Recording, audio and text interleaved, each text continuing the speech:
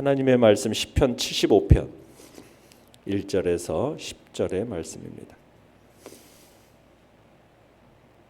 시편 75편 1절에서 10절의 말씀 우리 한 목소리로 같이 읽도록 하겠습니다. 시편 75편 1절에서 10절입니다. 시작. 하나님이여 우리가 주께 감사하고 감사함은 주의 이름이 가까움이라. 사람들이 주의 기이한 일들을 전파하나이다. 주의 말씀이 내가 정한 기약이 이르면 내가 바르게 심판하리니 땅의 기둥은 내가 세웠거니와 땅과 그 모든 주민이 소멸되리라 하시도다. 셀라. 내가 오만한 자들에게 오만하게 행하지 말라 하며 악인들에게 뿔을 들지 말라 하였노니 너희 뿔을 높이 들지 말며 교만한 목으로 말하지 말지어다. 물은 높이는 일이 동쪽에서나 서쪽에서 말미암지 아니하며 남쪽에서도 말미암지 아니하고 오직 재판장이신 하나님이 이를 낮추시고 저를 높이시느니라. 여호와의 손에 잔이 있어 술 거품이 일어나는도다. 속에 섞은 것이 가득한 그 잔을 하나님이 쏟아내시나니 실로 그 찌꺼기까지도 땅의 모든 악인이 기울여 마시리로다. 나는 야곱의 하나님을 영원히 선포하며 찬양하며 또 악인들의 뿔을 다 베고 의인의 뿔은 높이 들리로다. 아멘. 오늘 말씀의 제목은 고난 속에서 감사로 드리는 예배라는 제목으로 말씀을 나눕니다. 시편 75편은 그 표제에서 나오는데 아삽의 시 하면서 인도자를 따라 알다셋에 따른 노래, 맞춘 노래 이렇게 되어 있죠. 여기서 알다스헷이라는 단어는 무슨 뜻이냐면 멸하지 마소서라는 뜻을 가진 단어입니다. 그래서 이 곡조가 멸하지 마소서라는 곡조라는 얘기예요. 그래서 하나님께서 이스라엘을 위해서 행하신 그 기이한 일에 대해서 감사 찬양하는 시입니다. 장차 악인을 심판해서 의인을 높이실 일에 대한 신앙 고백이 들어있죠. 그래서 이 시의 저작 배경을 언제로 보고 있느냐면 히스기야 때 아수르 사네립의 침공 시대로 보는 견해가 가장 유력합니다. 자, 내용 관찰 문제 1번을 보시면은 시인은 하나님의 어떤 모습에 대해서 감사하고 있습니까? 자, 1절, 2절 같이 한번 읽어보겠습니다. 시작.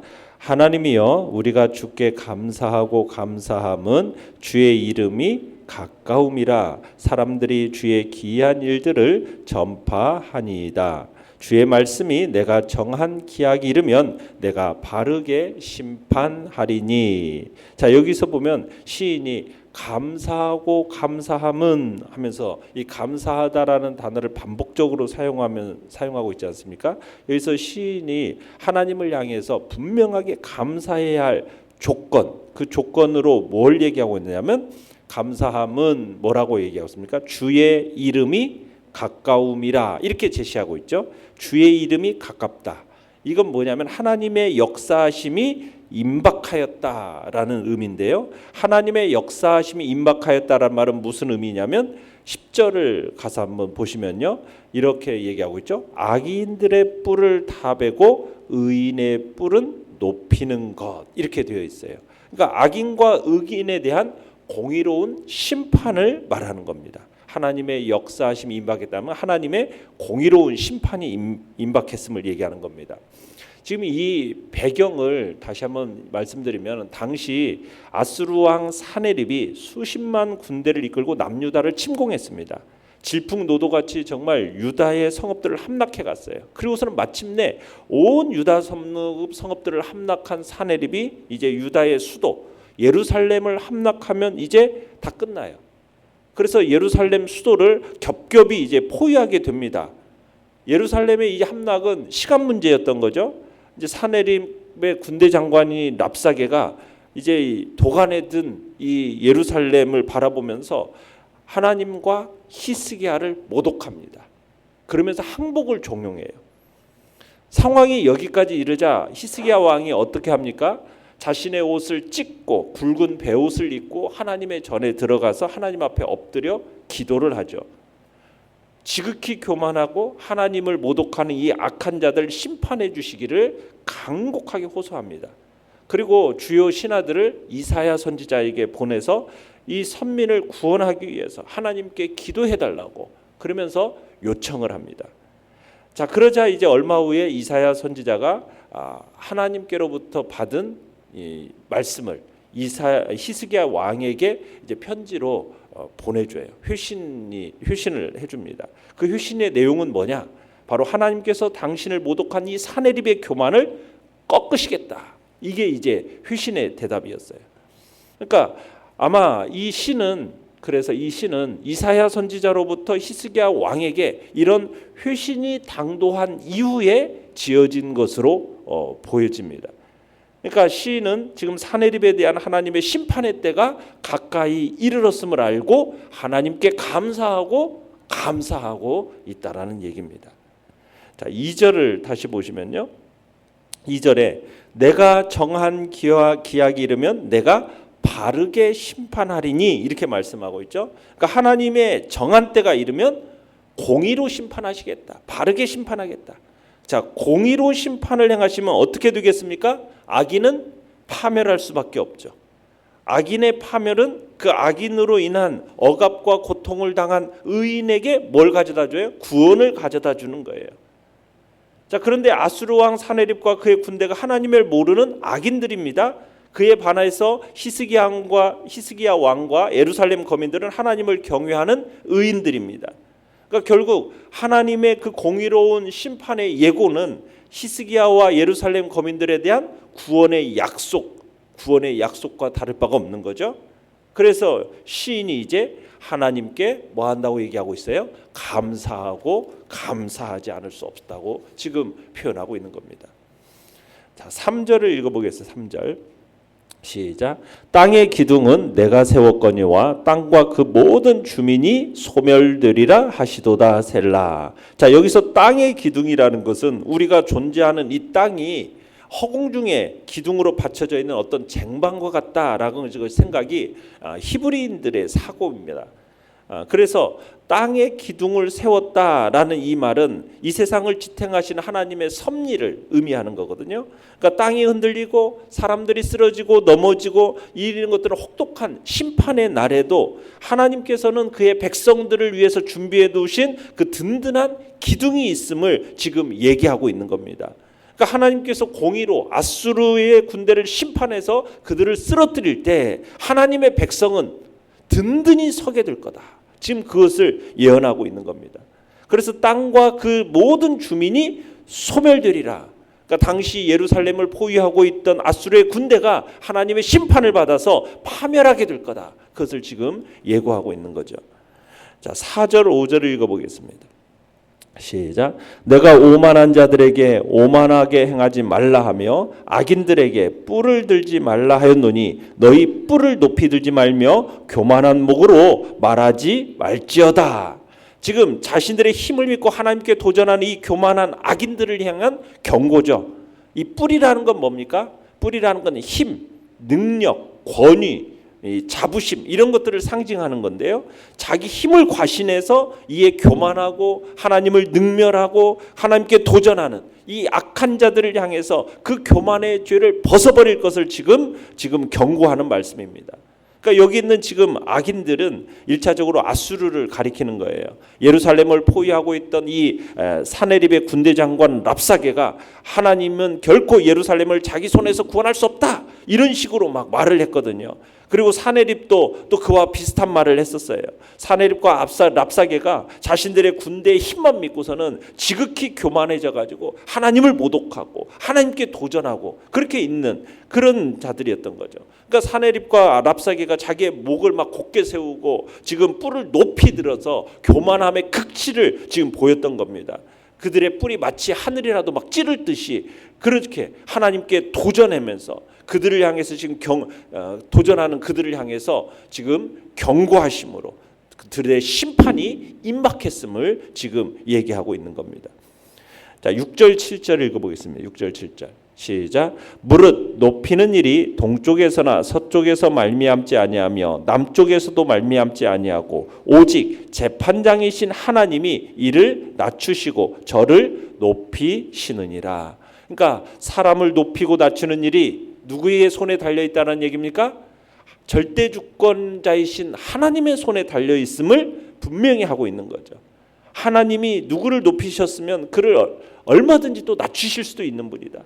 하나님은 당신이 높이신 자가 당신께 감사하고 또 자기를 높이신 뜻을 이루기에 힘쓰는 대신에 도리어 막 교만해가지고 자기 힘과 능력으로 하나님께 도전하려고 한다면 하나님이 어떻게 하시겠어요? 심판하여 그를 낮추신다라는 얘기입니다. 자, 내용과 문제 2번입니다. 자, 재판장이신 하나님께 대한 시인의 반응은 무엇입니까? 자, 1절을 다시 한번 보시면 하나님이여 우리가 주께 감사하고 감사함은, 그러니까 하나님께 지금 시인의 반응은 뭐예요? 감사하고 감사한다라는 반복 어법을 사용해서 하나님께 대한 지극한 감사의 마음을 표현하고 있습니다. 자, 그리고 9절 10절을 읽어보겠습니다. 9절 10절 시작. 나는 야곱의 하나님을 영원히 선포하며 찬양하며 또 악인들의 뿔을 다 베고 의인의 뿔은 높이 들리로다. 자, 여기서 야곱의 하나님, 바로 이스라엘의 하나님이죠. 이 야곱의 하나님이라고 이렇게 표현한 것은 자기 택한 백성에 대한 하나님의 보호, 구원의 확실성을 강조하기 위해서 지금 야곱의 경험을 염두에 두면서 그 자손들이 유다 백성들이 하나님께 구원해 주실 거라는 그런 확신, 그것을 어떻게 하겠다라고 지금 얘기하고 있습니까? 하나님을 영원히 선포하며 찬양하겠습니다. 이렇게 다짐하는 걸 봅니다. 그러니까 재판장이신 하나님을 향해서 감사하고 감사하며 하나님을 영원히 선포하고 찬양하겠다라는 시인의 반응을 보게 됩니다. 특별히 악인의 뿔을 다 베고 의인의 뿔은 높이 들겠다. 하나님께서 교만한 아수르는 꺾어버리겠고 하나님의 백성들은 높이 드실 거라는 그 신앙 고백. 아직 하나님의 구원의 가능성은 보이지 않지만은 극도의 그 위기 상황 속에서도 하나님께서 자기 백성은 어떻게 하실 것이다, 구원해서 높이실 것이다라는 그런 확신을 가지고 하나님을 영원히 찬양할 것을 지금 다짐하고 있는 것입니다. 연구와 묵상 문제 3번입니다. 정의가 땅에 떨어진 세상에서 시인이 하나님을 향해 영원히 예배와 감사를 올리기로 결단한 이유는 무엇입니까? 자, 시인은 현재의 삶에 지금 고통과 불의가 가득할지라도 재판장이신 하나님께서 결국 모든 악인은 판단하실 것이다. 바르게 공의로 판단하실 것이다. 이 믿음을 갖고 있었기 때문에 지금 영원히 감사와 예배를 올리겠다. 지금 결단하고 있는 겁니다. 자, 8절 한번 읽어보겠습니다. 8절 시작. 여호와의 손에 잔이 있어 술 거품이 일어나는도다. 속에 섞은 것이 가득한 그 잔을 하나님이 쏟아내시나니 실로 그 찌꺼기까지도 땅의 모든 악인이 기울여 마시리로다. 자, 여호와의 손에 쥔 잔, 이건 뭐냐면 하나님의 진노의 심판을 상징하는 겁니다. 그러니까 그 잔에서 술 거품이 막 일어난다는 건 술이 막 발효되어 가지고 거품이 일듯이 하나님의 잔 속에 넘칠 정도로 지금 크게 달해 있다라는 거죠. 속에 섞은 것이 가득하다라는 말은 것은 속이 다른 술로 뭐 향료와 섞어 독하게 되었다라는 것을 의미하는 것으로서 하나님의 진노의 심판과 그 하나님의 진노의 심판이 어떻다라는 걸 의미하는 겁니까? 맹렬하고 처절하게 임할 것임을 지금 나타내고 있는 것입니다. 그래서 하나님이 결국 정의로 이 땅을 심판하실 것이다라는 그 분명한 믿음이 있었기 때문에 바로 하나님께 예배와 감사와 찬양을 올려드리는 거죠. 자, 느낀 점 4번입니다. 부조리한 삶 속에서 여전히 하나님을 찬양하는 시인을 보면서 무엇을 느낍니까? 자, 우리는 세상에서 고통 가운데 있을 때 하나님께서 바르게 재판하실 것이다, 하나님이 분명히 갚아주실 것이다라는 믿음이 있어야 됨을 우리는 느낍니다. 그리고 우리는 환경을 초월해서 자기 백성을 높이실 하나님, 그 하나님을 찬양해야 함을 느끼는 거죠. 우리가 시련을 당하게 되면 찬양보다는 자꾸 탄식이 흘러나오지 않습니까? 그 이유는 뭐냐면 우리의 마음이 환경에 지배되기 때문입니다. 환경에 지배되기 때문에.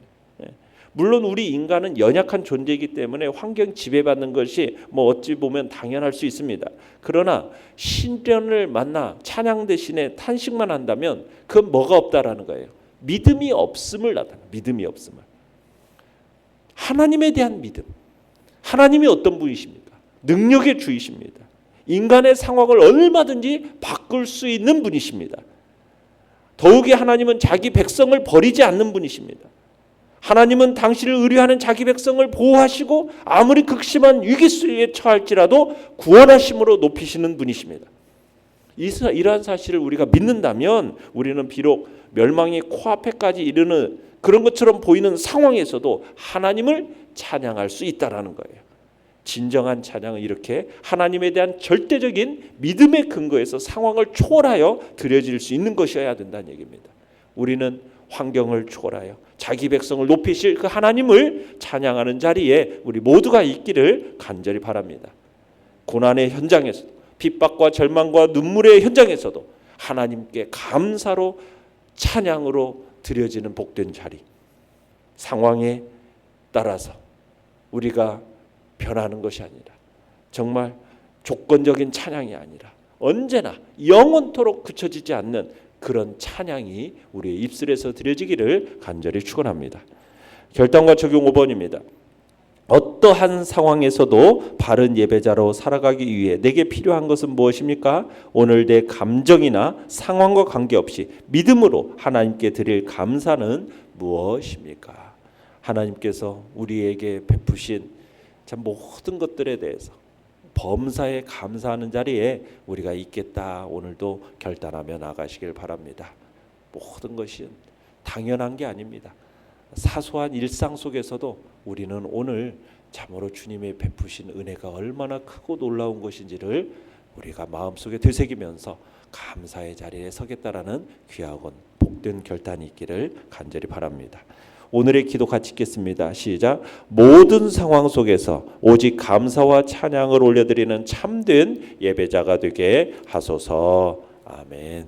오늘도 말씀을 생각하며 기도하시고요. 연약한 우리의 지체들 김성경 집사님 위해서 계속 기도해 주시길 바라고요. 그리고 또 임정혜 권사님, 우정혜 권사님 연약한 몸들이 빨리 치료되고 회복되도록 위해서 기도해 주시기 바랍니다. 또 주께서 참으로 추수감사절 기념주일을 마치면서 우리에게 베푸신 은혜를 다시 한번 돌아보며 감사와 찬양을 넘치는 귀한 또 은혜의 시간들이 되게 해달라고 또 기도해 주시기 바랍니다. 주여, 우리 세 번 부르짖으면서 간절한 마음으로 기도합니다. 주여, 주여, 주여.